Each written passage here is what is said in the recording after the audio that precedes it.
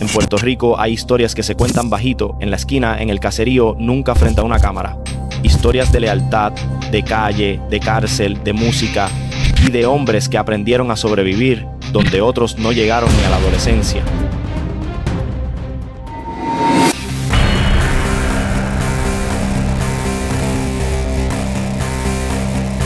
Hoy vamos a meternos de lleno en la trayectoria de un chamaco que salió de Río Piedras, se crió entre los bloques de Bayamón y convirtió sus vivencias en un movimiento que se volvió grito de guerra para toda una generación.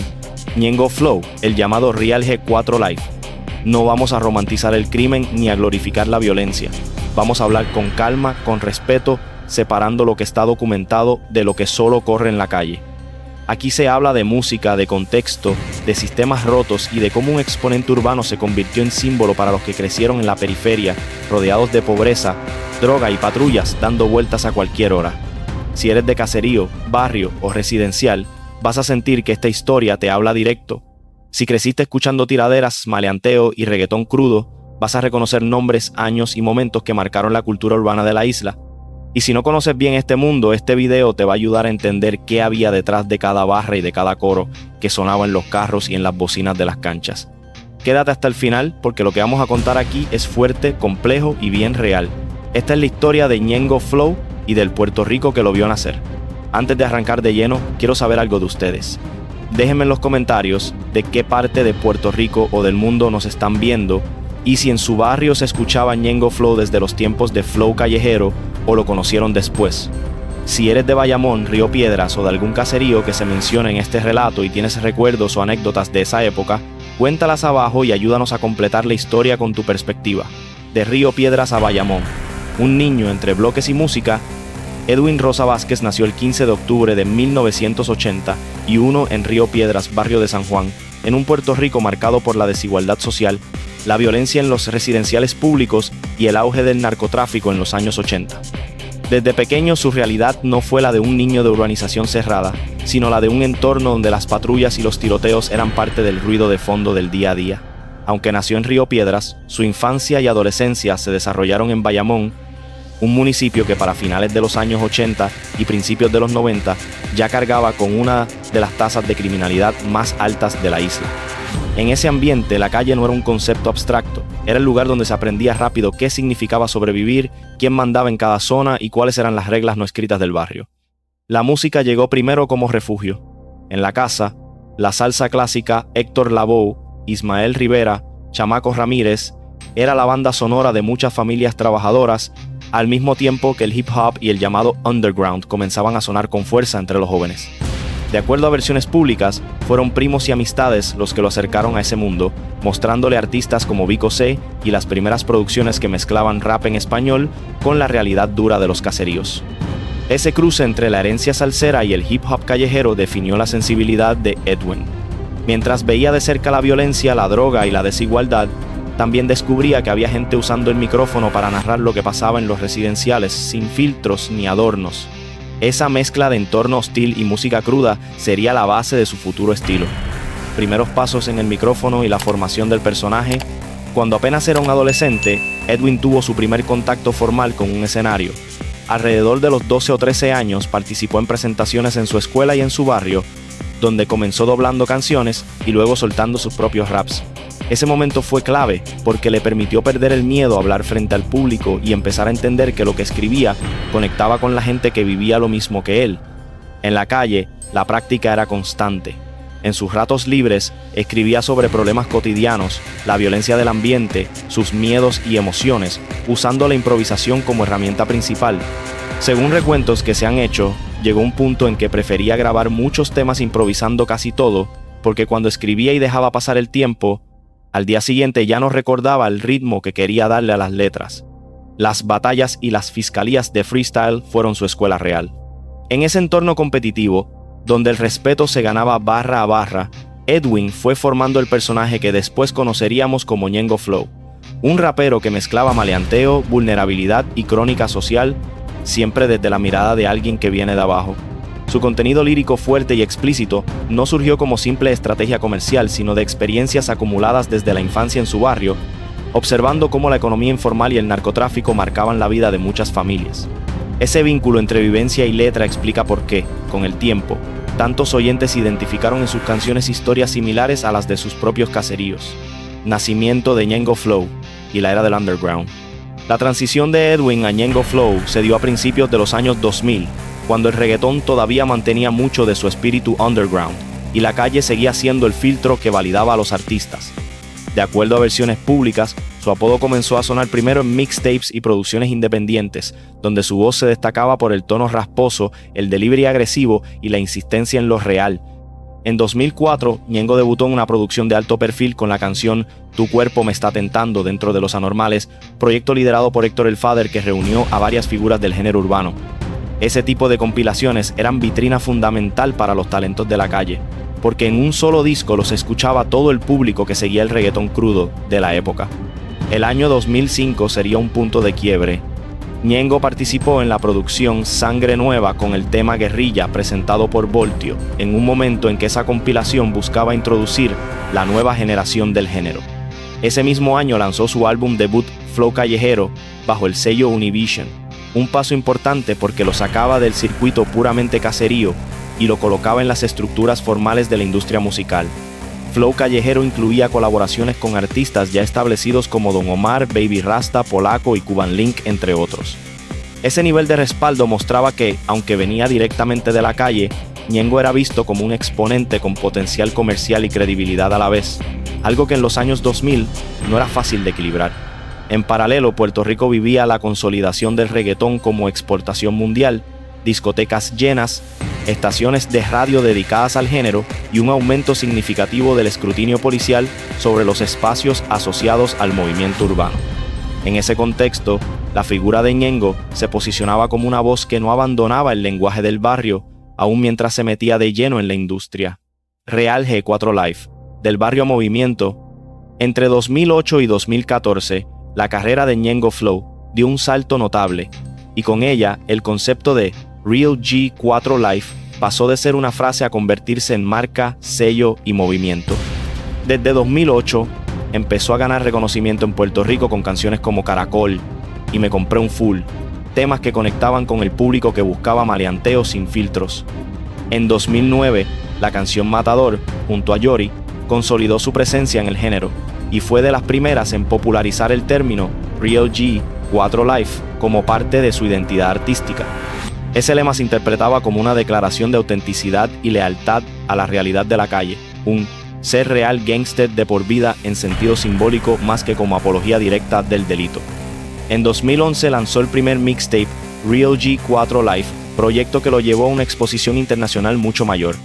Ese mismo año participó en Llegamos a la Disco, un junte de Daddy Yankee con múltiples artistas que se considera una de las colaboraciones más recordadas del reggaetón moderno. Para un exponente de corte callejero, estar en ese tipo de tema implicaba reconocimiento de parte de la élite del género.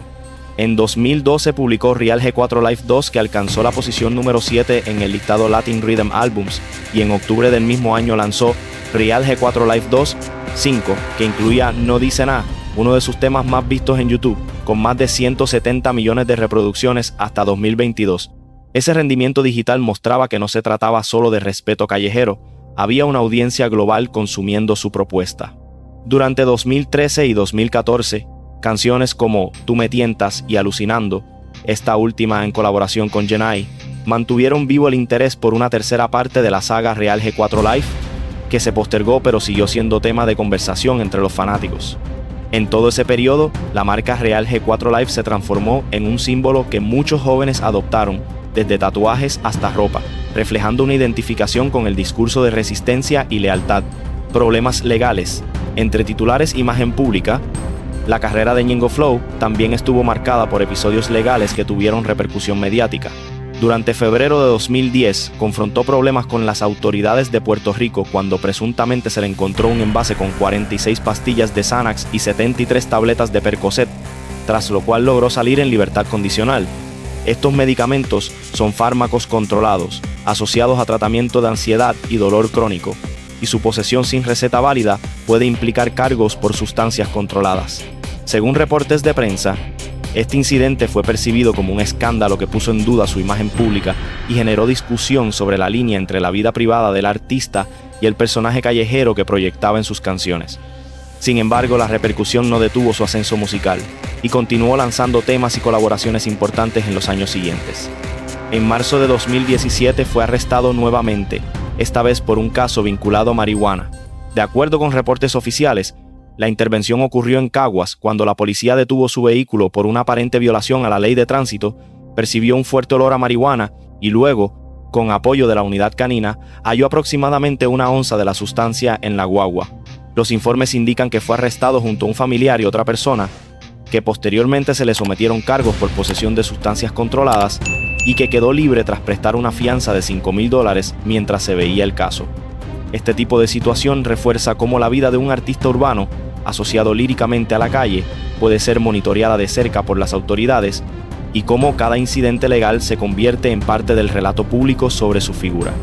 Es importante subrayar que, aunque estos casos se documentan en medios y expedientes, no deben usarse para glorificar el delito, sino para entender las tensiones entre fama, entorno social y decisiones personales, guerras liricales y conflictos públicos. La historia de Ñengo Flow no puede separarse del fenómeno de las guerras liricales en el reggaetón, uno de los elementos que más han marcado la cultura del género. Entre 2008 y 2009 tuvo confrontaciones musicales con el exponente Cosculluela, una serie de tiraeras que muchos oyentes consideran la mejor guerra lírica en la historia del reggaetón por la intensidad, la creatividad y la fuerte carga callejera de las letras. Según recopilaciones y testimonios difundidos públicamente, esta confrontación no se limitó a pistas y estudios, sino que generó tensiones entre seguidores, combos y sectores vinculados al bajo mundo, elevando el nivel de riesgo alrededor de lo que en teoría debía quedar en lo musical. Sin embargo, es importante aclarar que muchas de las historias específicas sobre jefes, bichotes y presuntos bandos que apoyaban a cada artista provienen de relatos de la calle, entrevistas informales y contenido no oficial. Existen 2 versiones generales sobre el origen del conflicto, una apunta a desacuerdos relacionados con música filtrada y pagos, y otra a diferencias personales que escalaron con el tiempo.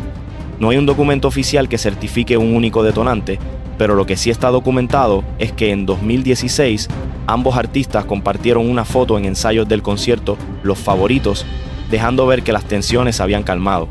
Durante 2019 surgieron especulaciones en redes sociales sobre una posible nueva guerra a raíz de comentarios que algunos interpretaron como indirectas, pero estos rumores fueron desmentidos y se aclaró públicamente que no había problemas serios entre ellos.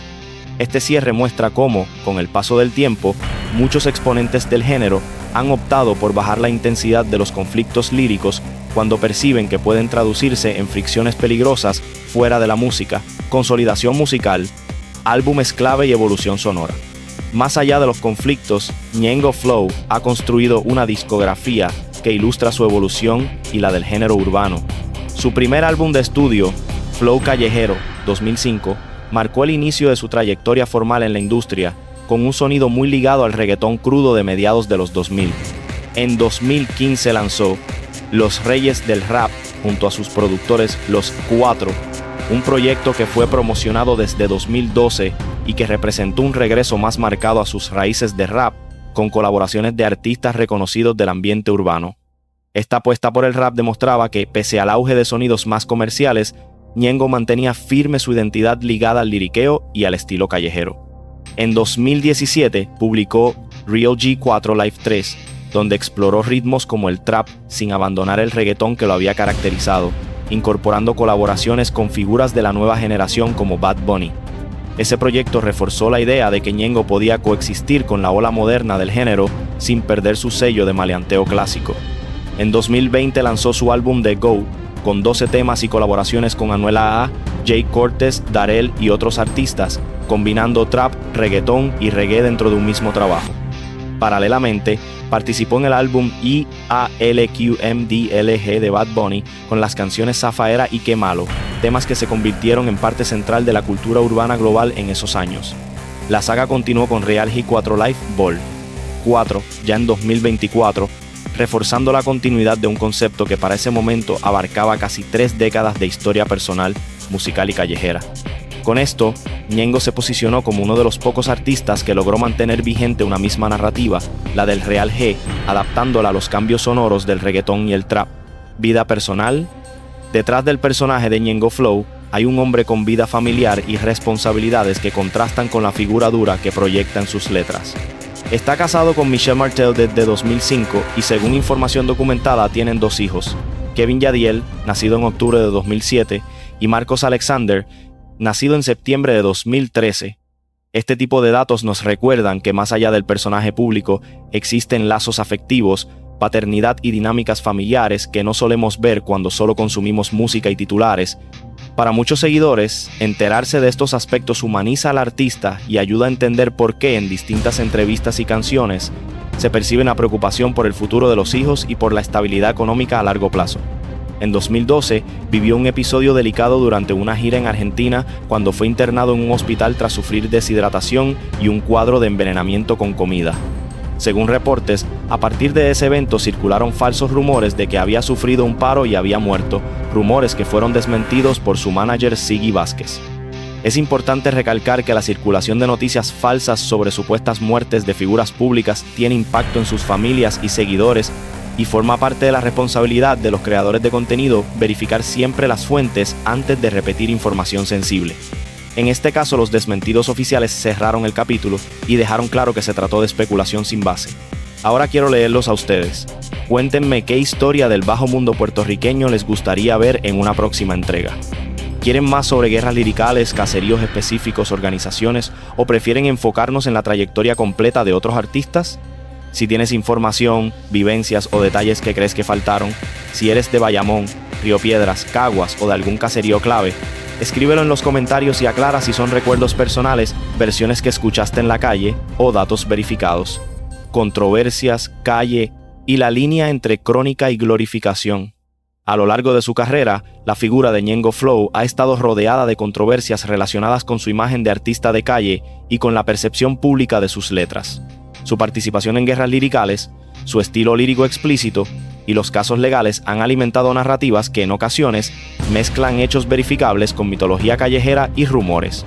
Según reportes policiales y de prensa, los incidentes de 2010 y 2017 con sustancias controladas son hechos documentados, mientras que muchas de las historias que lo conectan con estructuras específicas del bajo mundo provienen de versiones no oficiales o relatos de terceros.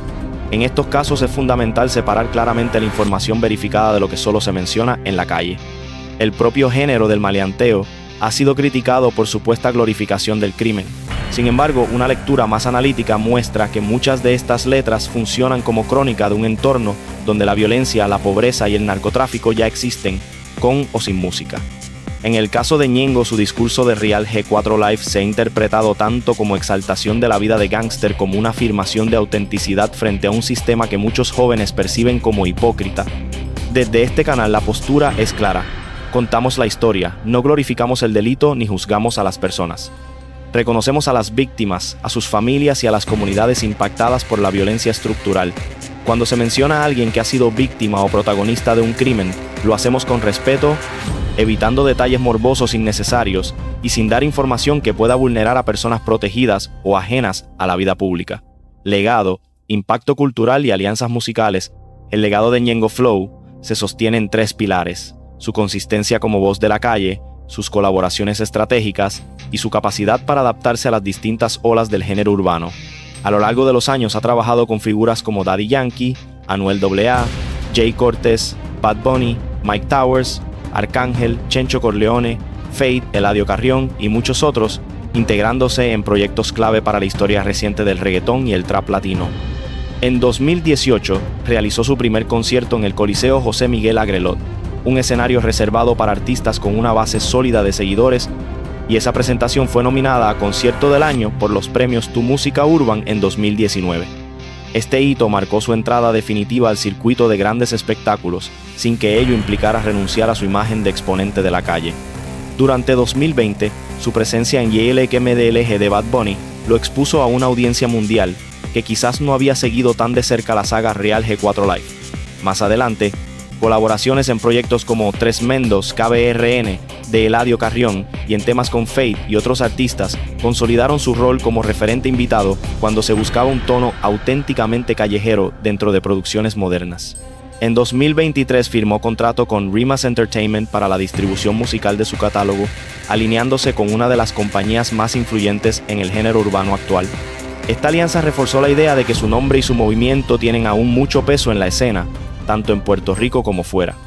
La historia de Ñengo Flow es, en parte, la historia de un niño de Río Piedras criado en Bayamón que encontró en el micrófono una salida y a la vez un espejo para su realidad.